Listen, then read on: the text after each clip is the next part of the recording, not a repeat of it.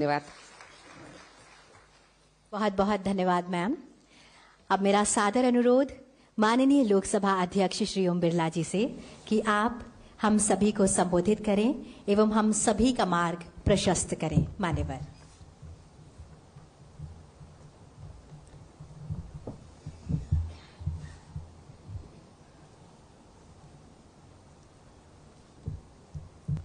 अंतर्राष्ट्रीय महिला दिवस की आप सबको बहुत बहुत शुभकामनाएं, बधाई। आज भारत में नहीं, पूरे विश्व के अंदर अंतर्राष्ट्रीय महिला दिवस मनाया जा रहा है। देश और पूरे विश्व में महिलाओं के सम्मान, महिलाओं के अधिकार, महिलाओं के सशक्तिकरण को लेकर पूरे विश्व और भारत के अंदर व्यापक चर्चा संवाद होंगी और किस तरीके से भारत ने इस 75 वर्ष की यात्रा के अंदर महिलाओं के योगदान से, उनके प्रेरक कामों से,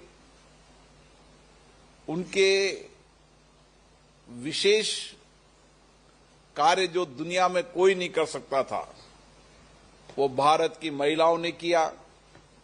उसके कीर्तिमान, उनके यश, उनके नेतृत्व को भी हम याद करेंगे। मैं कह सकता हूं कि दुनिया के अंदर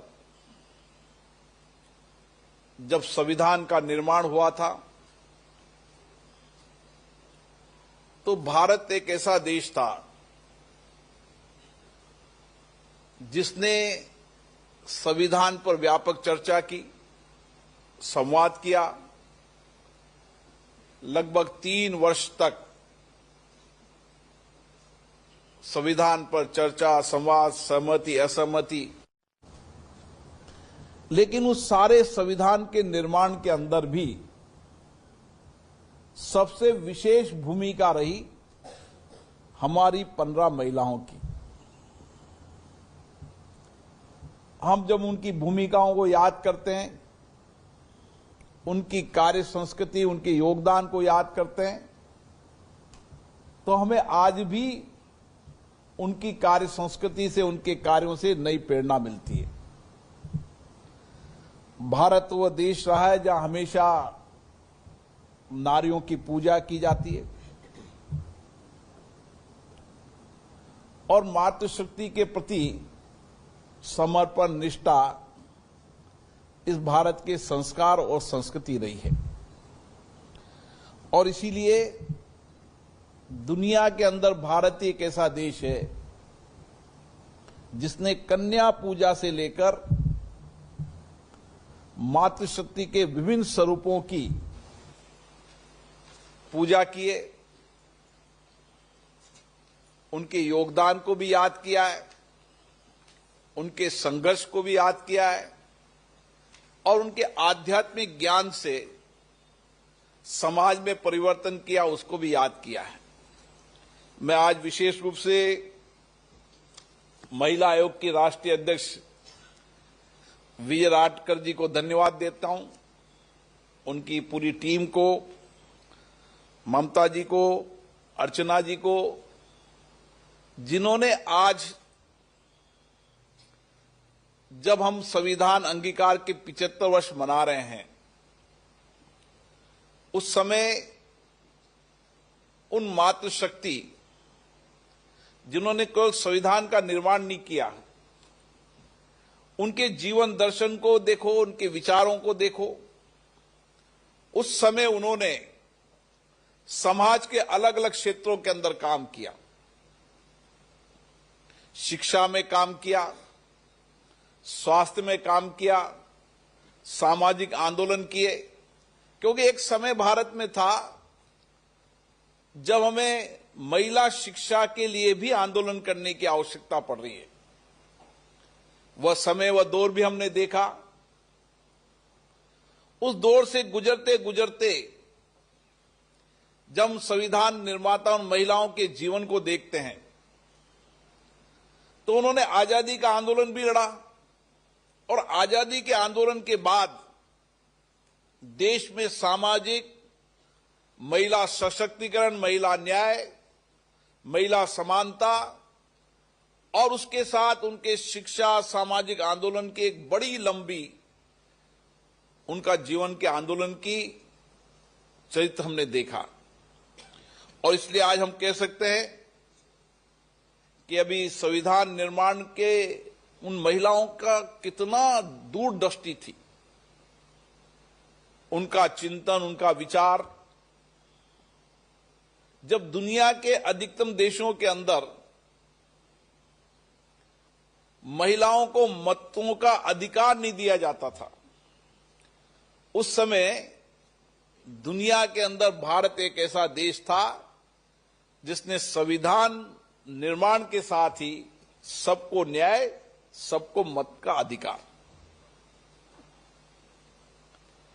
ये दूरदृष्टि हमारे सभी संविधान निर्माताओं की थी और विशेष रूप से महिलाओं की थी। और उस 75 वर्ष की यात्रा में हमने देखा है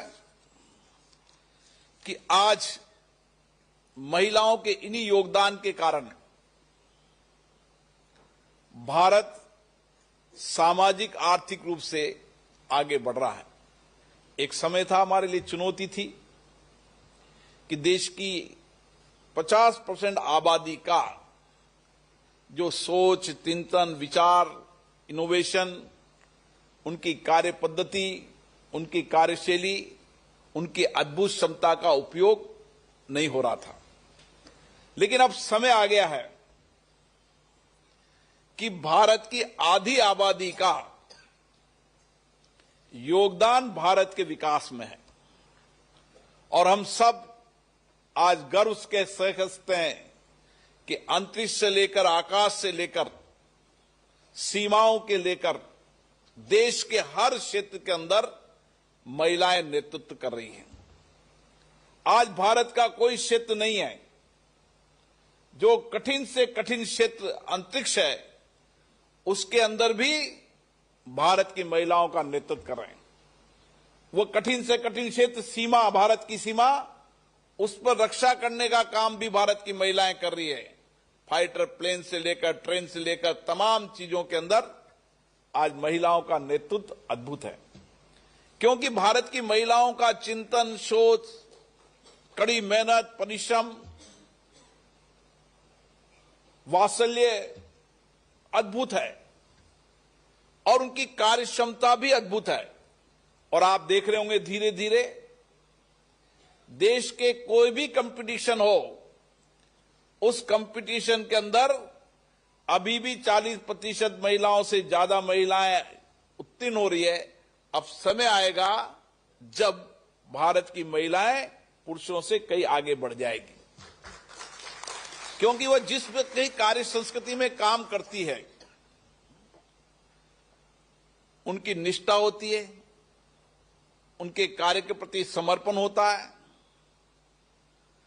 और एक्यूरेसी होती है काम के प्रति। इसीलिए अधिकतम कंपनियों के अंदर आज महिलाएं जहां भी नेतृत्व कर रही है, उस कंपनी को भी आगे बढ़ाने में बहुत बड़ा योगदान महिलाओं का है। इसलिए समाज जीवन के क्षेत्र, चाहे इंडस्ट्रीज हो, चाहे सर्विस हो, चाहे सामाजिक क्षेत्र हो, चाहे राजनीतिक क्षेत्र हो, अब गांव के अंदर भी पंच से लेकर नगर पालिका क्षेत्र में वार्ड मेंबर से लेकर और आने वाले समय के अंदर राज्य की विधानसभाओं से लेकर देश की संसद तक महिलाएं नेतृत्व करेंगी। अब एक समय आएगा परिवर्तन का। आज आरक्षण की आवश्यकता पड़ रही है, लेकिन अब समय आने वाला है उनका टैलेंट, उनकी योग्यता, उनकी कार्य क्षमता, उनकी नेतृत्व क्षमता से बिना आरक्षण के भी महिलाएं नेतृत्व करेगी। ये समय हम रोज दौर का देख रहे हैं और हम ये समय देखना चाहते हैं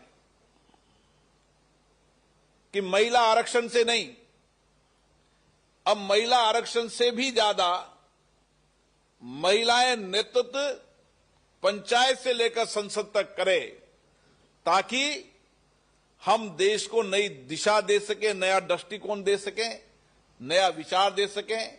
जहां महिलाओं की भागीदारी होगी, सहभागिता होगी, नीतियों में भागीदारी होगी, कानून बनाने में भागीदारी होगी, देश प्रदेश के महत्वपूर्ण मुद्दों पर भागीदारी होगी, तो पंचायत के विकास से लेकर देश के विकास तक भागीदारी होगी। तो निश्चित रूप से जितनी भागीदारी बढ़ेगी उतने ही हम महिला नेतृत्व को आगे बढ़ाएंगे। आज मुझे खुशी है कि भारत के ग्रामीण क्षेत्र के अंदर भी महिलाएं अद्भुत काम कर रही हैं। अभी आपने मुझे एक ट्रे भेंट की, वो जेल में महिलाओं ने बनाई है।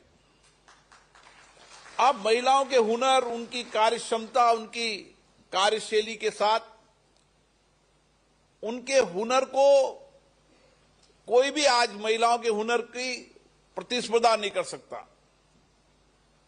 घर से लेकर दुनिया के बड़े प्रोडक्ट के अंदर भी जहां महिलाओं की भागीदारी रही, वहीं हमने उन प्रोडक्टों को दुनिया का अंतर्राष्ट्रीय प्रोडक्ट में बनाने का काम किया। इससे कार्यक्षमता अद्भुत है, क्योंकि एक लंबा समय इस महिला नेतृत्व को आगे बढ़ाने में समाज के अलग अलग क्षेत्रों ने किया है, लेकिन अब समय आ गया है जब महिलाएं नेतृत्व हर क्षेत्र में करेंगी। और आज का दिन हम विशेष रूप से हम अंतर्राष्ट्रीय स्तर पर भी और भारत के अंदर दुनिया को ये बता सकें कि भारत की महिलाएं समाज जीवन के हर क्षेत्र में नेतृत्व कर रही हैं।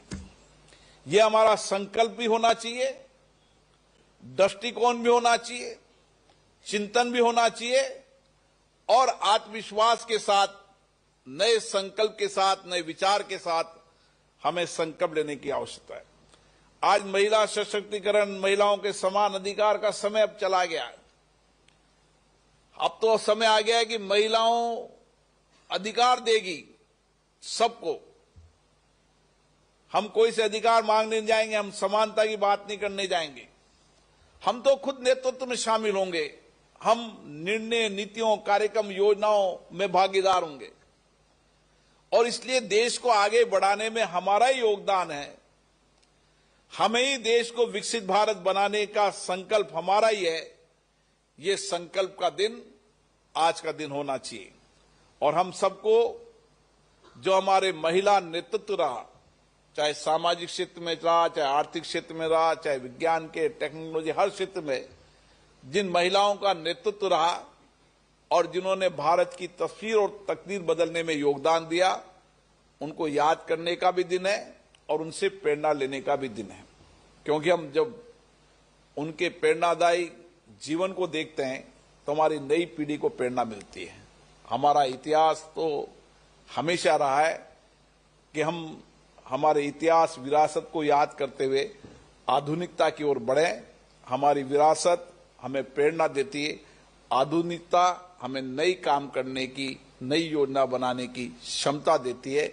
मुझे आशा है आज के दिन महिलाएं नेतृत्व करते हुए देश के विकास में आगे में योगदान देगी। और महिलाओं के उन क्षेत्रों के अंदर, जिन क्षेत्रों के अंदर वंचित क्षेत्र हैं, पिछड़े क्षेत्र हैं, उन क्षेत्रों में हम किस तरीके से हमारा कंट्रीब्यूशन कर सकते हैं।